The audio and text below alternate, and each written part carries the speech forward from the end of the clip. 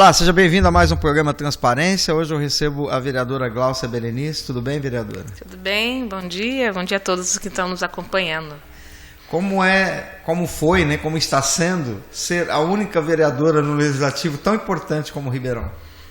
É muito desafiador, né? A gente sabe que em qualquer aspecto o poder ele é sempre muito masculino, né? Seja no poder legislativo, judiciário, ou executivo, ele é sempre dominado pela presença masculina. E, historicamente, nós tivemos um número maior de representação, né, de mulheres. Aqui é a primeira vez que a Câmara, né, depois aí do processo democrático, que garante a representação, que a gente tem um número tão pequeno de mulheres. Aumentou, né, as cadeiras aumentaram, mas, infelizmente, nós tivemos a redução de mulheres. E isso traz um desafio muito grande, né? Porque a mulher ela tem que se impor, ela tem que, na verdade, ela tem que comprovar que ela é capaz, competente. O homem, por si só, chegou até aqui já é competente, né? Já é o território dele, né? Agora, a mulher conseguiu o voto em disputa igual com os demais, né? Mas ela chega que ela tem que mostrar que ela é capaz, né? Então, isso é duplamente desafiador. Mas eu acredito que com o trabalho, né, com a postura, com a atitude, eu tenho conseguido demonstrar, né, e ganhar a confiança dos meus pares e credibilidade, mas ainda sempre é muito difícil, né, para fazer a sua voz ser ouvida, literalmente mesmo, né? O tom da voz é mais baixo, né? O temperamento, mas eu acho que a postura, a atitude ajuda, mas é um desafio. Por falar em postura e atitude, relembrando, né, a senhora, o Legislativo foi pego assim, num momento meio esquisito, estranho, e a senhora se propôs, teve a postura de dizer, não, eu aceito o desafio, vou ser prefeita durante o tempo que precisar ir. Uhum. Foi difícil? Olha, foi difícil tomar a decisão, porque existem desdobramentos, né? Aqui até hoje eu estou pagando, vamos dizer, né? Sofrendo as consequências desses desdobramentos. A atitude foi difícil por ver meu futuro político comprometido com, talvez, a possibilidade de ficar inelegível. E, então, isso, para mim, foi um desafio grande. Falei, olha, eu sabia o dever, eu sabia que eu deveria cumprir esse dever, né, de assumir a cidade, por estar na linha sucessória. Queria, né? Ninguém queria, os homens não quiseram, né? Pois é. Mas eu sabia do meu dever, eu tinha que cumprir isso. E com o dilema, né, de falar, meu Deus, eu posso ficar inelegível. Hoje eu respondo a 4 processos no Tribunal de Contas, porque as contas da Prefeitura elas foram rejeitadas, mas a minha defesa conseguiu separar, né, com que os conselheiros do Tribunal de Conselheiros, no relatório final, separasse a gestão da prefeita Darcy Vera dos 17 dias que eu fiquei como prefeita. O que é o mínimo que se podia esperar, né? Sim. Agora, com relação à Câmara Municipal, que eu fiquei também 70 dias como secretária na função, exercendo a presidência, eu também respondo a 3 processos, né? Porque as contas foram rejeitadas, vocês têm apontamentos, e existe uma grande possibilidade de eu me tornar inelegível, né?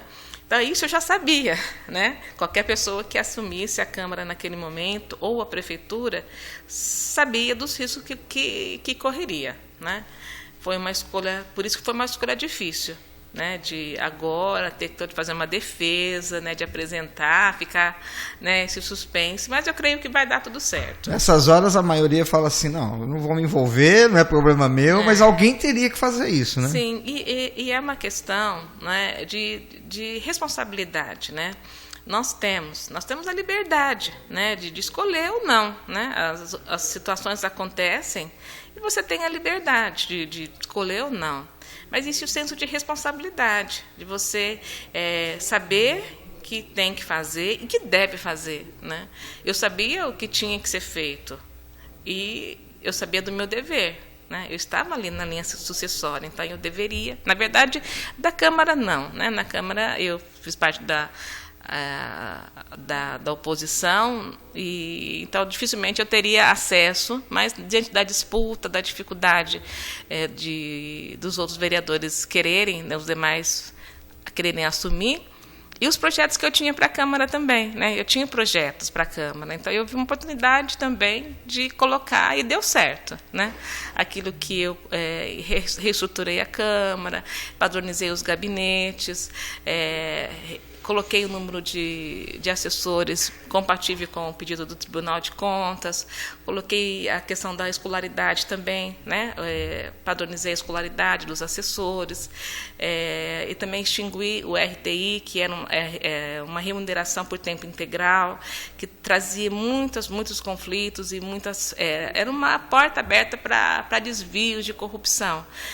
Da rachadinha, né? Que a gente ouviu falar, está na moda e falar agora, né? Mas a gente conseguiu, né, com uma atitude, né, muito certa e muito oportuna, fazer essas mudanças que hoje Sérgio, dessas atitudes que eu tomei aqui na Câmara Municipal, o Tribunal de Contas já apontou que houve uma redução de 20% a 30% do custo da Câmara Municipal. Olha que interessante. Olha. 70 dias que eu fiquei aqui, né, com a ajuda dos vereadores, nós conseguimos aprovar, e isso resultou em economia perene. Então, a Câmara continua, né, economizando nos gastos, né? Então, eu vejo assim que, diante de situações de crise, a gente tem uma atitude para tomar, né? A gente vê uma possibilidade, uma oportunidade de você realizar um valor.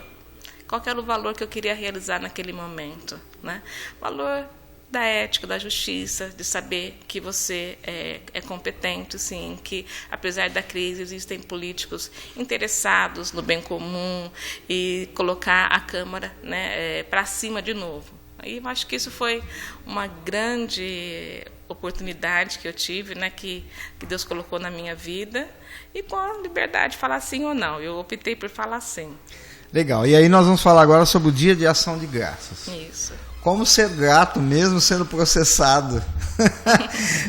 Porque o Dia de Ação de Graças é o momento da gente refletir, né, por tudo aquilo que nós recebemos. Mas às vezes nem tudo, vamos dizer, nos traz conforto. Como ser grato em momentos assim? Olha, porque tudo na vida tem um sentido, Sim. Né? Tem um aprendizado, tem um propósito. E então eu olho e vejo como que isso me fez crescer, né? Como pessoa, me fez crescer como pessoa pública, como pessoa, indivíduo, mas também como pessoa pública. Então eu sou grata assim a Deus, como foi bom estar aqui, né? Naquele período muito difícil. Depois na prefeitura, momento em que eu estava, as mídias trazem as lembranças, né? Sim. E aí estava trazendo as lembranças da greve dos funcionários, da falta de recebimento, do salário, as vans, né, que faziam o transporte das crianças com deficiência, estavam paralisados. Eu fui lembrando, puxa vida, né, quanta coisa que foi possível. Então, apesar de tudo hoje, né, essa situação, né, preocupante que eu vivo hoje, mas valeu muito a pena. Então, eu sou grata a Deus por ter estado também, né, aqui como vereadora e um dia lá como prefeita e ver o outro lado, né? Sim. Os projetos que os vereadores mandam, até que eu mandava, né? Mandei. Sim. E ter que falar, não, eu tenho que vetar, né? Então, foi uma boa experiência de ver a questão orçamentária, porque para fazer o pagamento dos aposentados e uma parte do 13º, eu tive que trabalhar muito a questão orçamentária, estar muito perto da Secretaria da Fazenda, dos servidores da Fazenda, aprendi demais com eles, a responsabilidade que eles têm, sabe, a preocupação que eles têm de honrar os compromissos.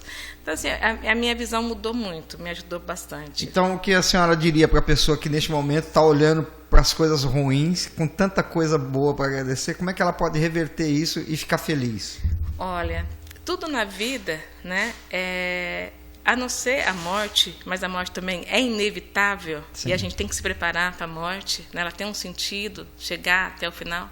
Tudo na vida tem um motivo e tem um leque de oportunidades que a gente tem, que às vezes a falta de gratidão, a falta de olhar para o lado positivo nos impede de enxergar.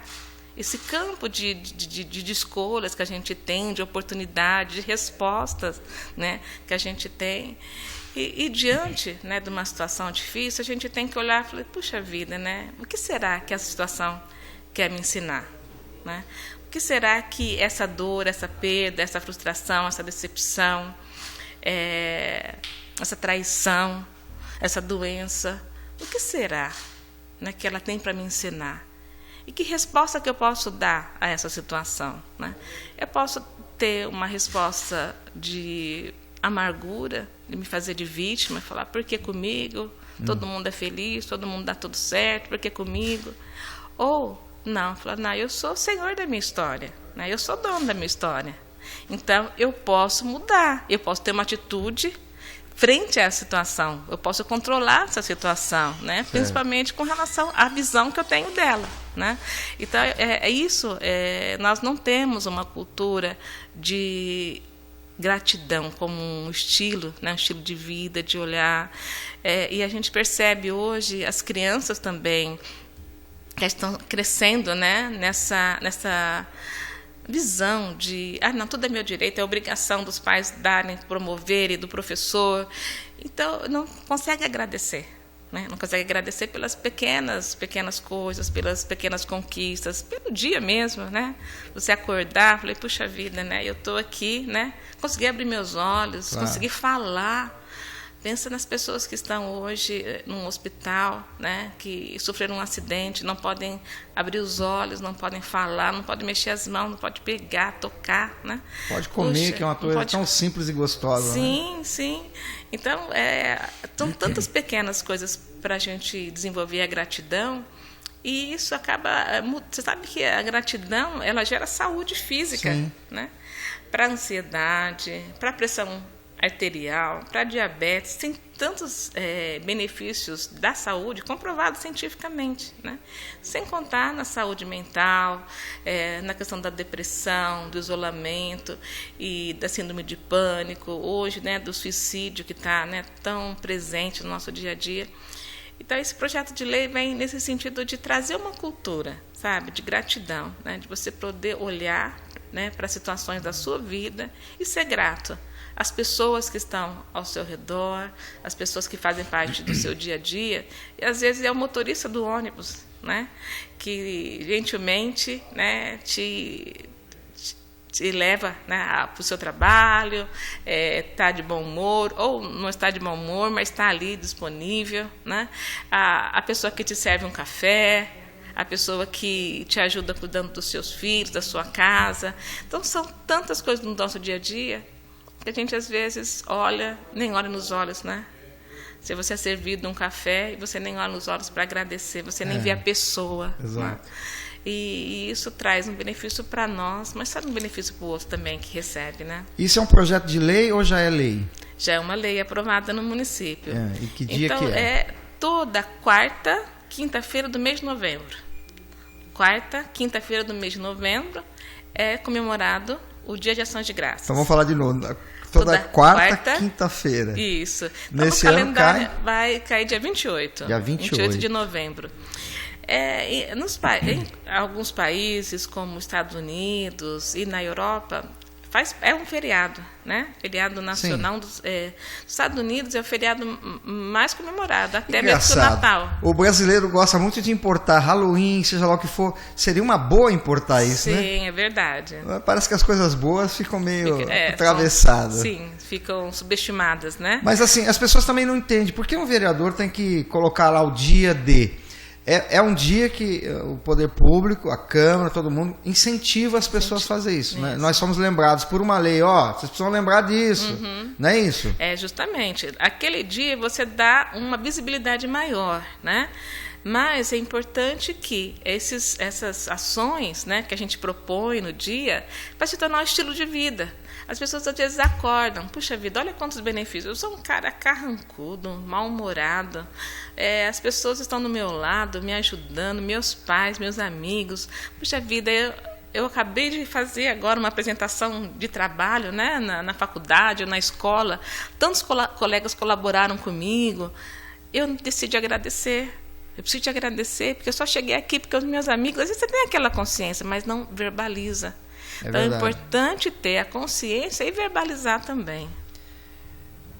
A verdade é que nós somos um pouco nós somos muito ingratos, né? Sim. Acordamos e falamos assim, não devia ter acordado. Caramba, o dom da vida é uma oportunidade que você tem de mudar a sua história hoje, sim, né? Olha, quando a gente... Gosto muito, estudei bastante de Viktor Frankl, né? E ele passou, né? Ele esteve nos campos de concentração e ele perdeu tudo, né? Perdeu tudo. Era um neurocientista rico, conhecido à época, com família e pesquisador. E ele foi para o campo de concentração e ele só tinha uma roupa que foi dada pelo campo de concentração, né? Um macacão e só. E o corpo dele que perdeu toda a massa corporal, né? Eles ficaram só pele e osso. E ainda assim, ele conseguia ver as coisas boas e ele conseguia ver, né, no outro a possibilidade, até naquele soldado nazista que espancava, né, que tirava toda a dignidade, né, dos prisioneiros, mas ainda assim ele conseguia olhar, olha, aqui atrás tem um outro ser humano, né, e se relacionar com eles numa outra dimensão, né, que sabia que, infelizmente, aqueles estavam num papel, desenvolvendo um papel, né, de opressor, né, de carrasco, mas tinha uma pessoa ali, né, e tinha os outros companheiros que ele precisava também, né, de entender a história, os projetos que poderiam vir ou não a se realizar, mas eu aprendi muito com ele, que a gente deve buscar o sentido a cada momento, né? A cada instante da nossa vida tem um sentido e a gente fica preso ao passado. A gente fica melancólico, nostálgico. Eu era feliz e não sabia. Nossa, mas como a minha vida foi boa, como eu tive isso, tive aquilo, eu perdi essa oportunidade, agora como é que eu faço? Não, seja grato pelas coisas que você teve, pelas oportunidades que você teve, ainda que você não tenha aproveitado. Puxa, agora você está refletindo que você perdeu uma oportunidade. Mas a sua vida não acabou, né? Você pode refletir, a partir disso, melhorar para amanhã. Agora, tem pessoas que não vivem o presente, o instante presente, porque estão ansiosas. Elas estão com excesso de futuro. Elas ficam tão preocupadas que como vai ser, como eu vou chegar, as dificuldades, mas aí meus filhos vão crescer a faculdade e eu tenho que pagar isso e aquilo, e eu vou casar, e os filhos nesse mundo... Puxa, né? Viva o presente, né? Você, a cada dia, né, você vai construir, você vai elaborar o dia de amanhã. Mas se você não conseguir viver o dia de hoje como algo presente, como algo que você precisa de encontrar o sentido, o propósito, lógico, projetando para o futuro, aproveitando as experiências do passado. Mas não, a gente fica ali, apegado, né? Apegado às coisas que já foram, e apegado às coisas que não aconteceram ainda. E perdemos as grandes oportunidades do presente. Então, ser grato todo dia, acordar, falei, meu Deus, obrigada. Que oportunidade, né?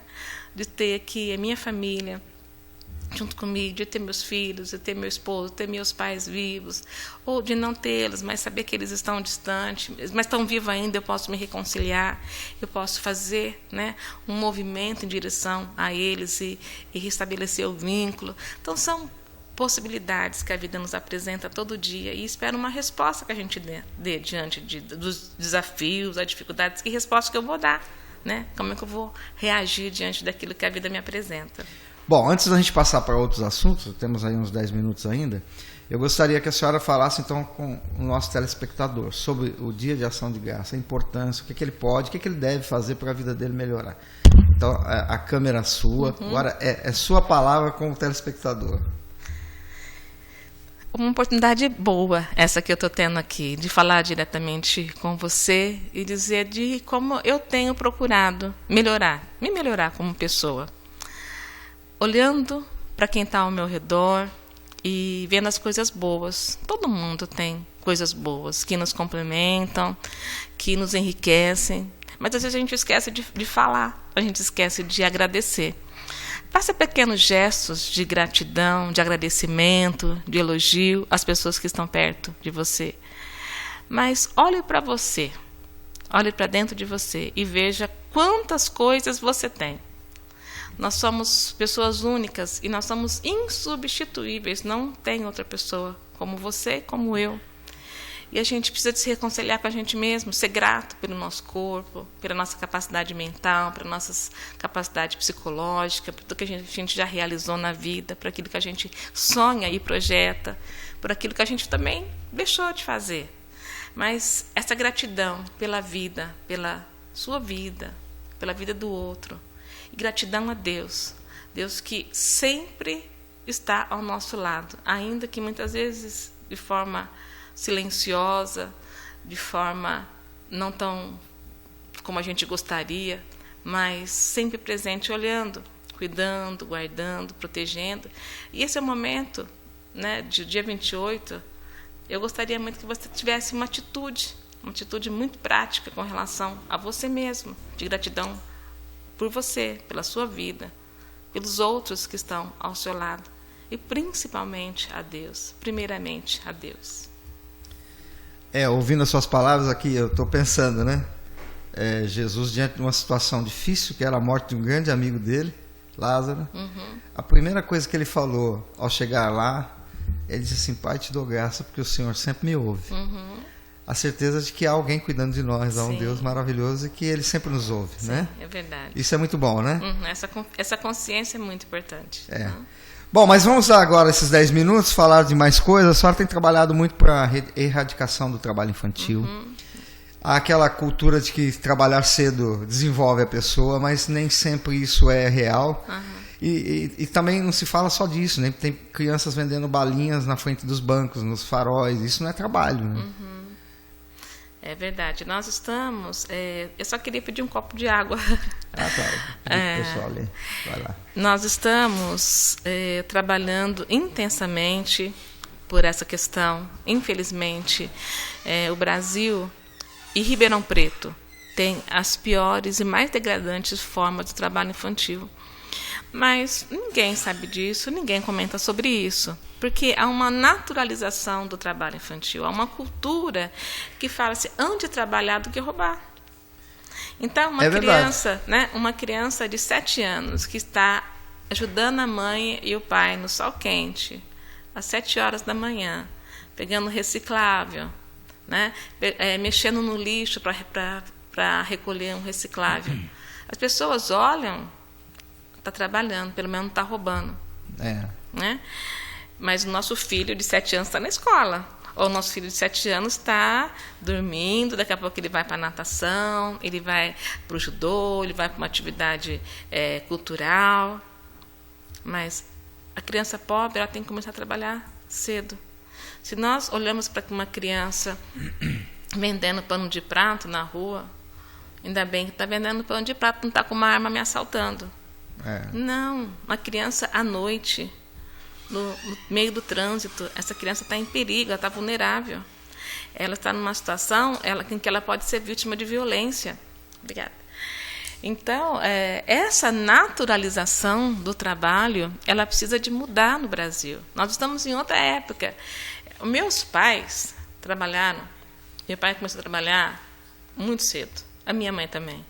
Minha mãe era doméstica, ela trabalhava para arrumar a cozinha. Com 7 anos, ela subia num banquinho. Né? Eram outros tempos.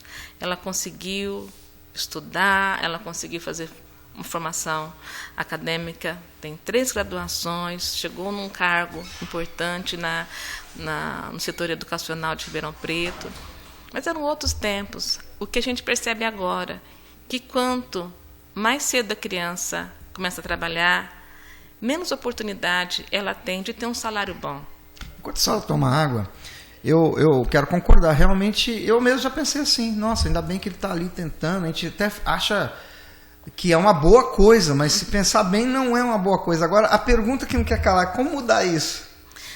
Primeiro, falando sobre isso, para mostrar que o trabalho, ele sim, ele faz parte da formação da personalidade da pessoa, da dignidade, do caráter, mas não é qualquer trabalho e não é qualquer tempo.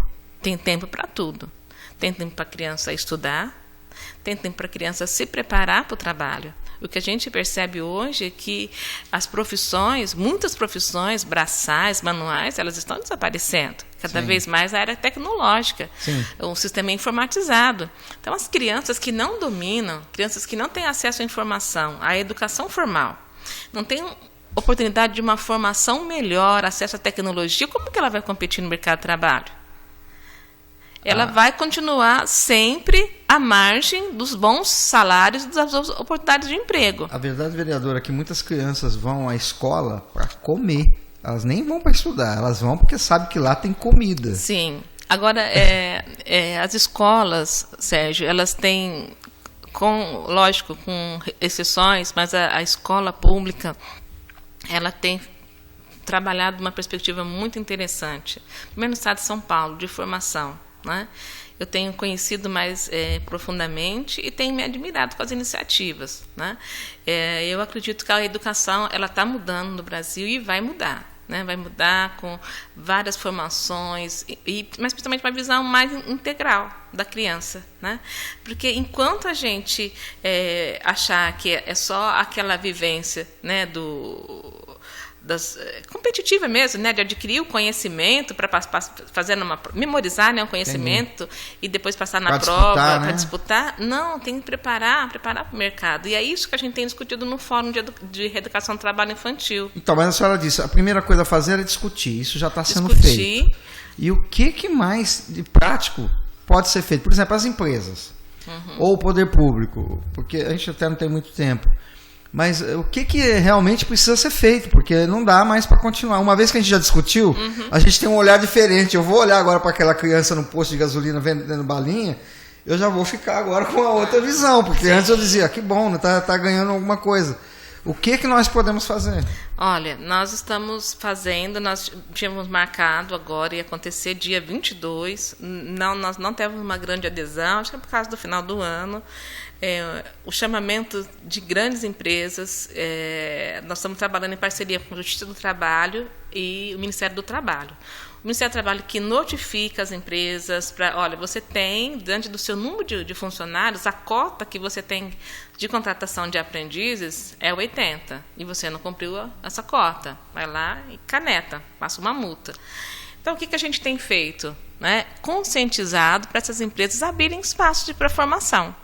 Nós vamos estar realizando na primeira quinzena de fevereiro ou no final de janeiro um grande evento aqui na Câmara Municipal, onde a Justiça do Trabalho, o Ministério do Trabalho notifica essas empresas para virem aqui, e aí são um número 50, 60 empresas vão vir aqui na Câmara Municipal. Amém. E aí nós vamos apresentar para eles, olha, essas instituições apresentam a formação dos adolescentes, aí a gente tem o SENAC, CIEE, a Martec, a Casa do Contabilistas, a SOBEP, todas as entidades que dão a formação de adolescentes com esse perfil. A sua empresa, qual que é o CBO, né? A Classificação Brasileira de Ocupações. A sua empresa ela pode acolher adolescentes com essa formação. Quantas vagas você precisa ter? Então, nós estamos fazendo esse trabalho também de trazer... Então, já tem algo prático. Sim, tem algo prático. Nós temos trabalhado, né, isso com sindicatos também, com as empresas.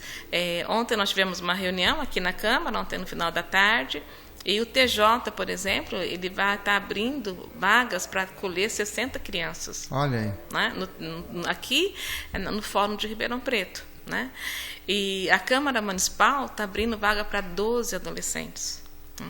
Então, nós estamos dando um exemplo e também estamos chamando a sociedade, os empresários, para abrirem. Existe uma lei, essa lei do aprendiz, né, do adolescente aprendiz, e essa lei precisa ser cumprida.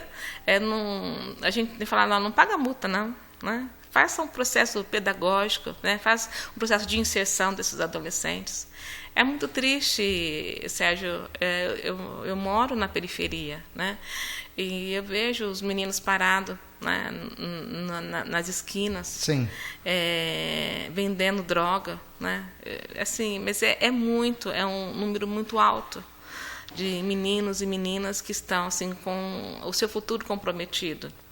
E porque não tem oportunidade, o desemprego está aí. Não há opção, né? E o desemprego está atingindo apontar o dedo pais. É fácil. Sim, os pais desses meninos, eles estão desempregados, né? Eles estão sofrendo, vou virar para os outros. Mas também nós não podemos cair na armadilha de servir de mão de obra barata. Né? Porque o aprendiz ele tem uma série, né, de isenções, aí, algumas isenções previdenciárias.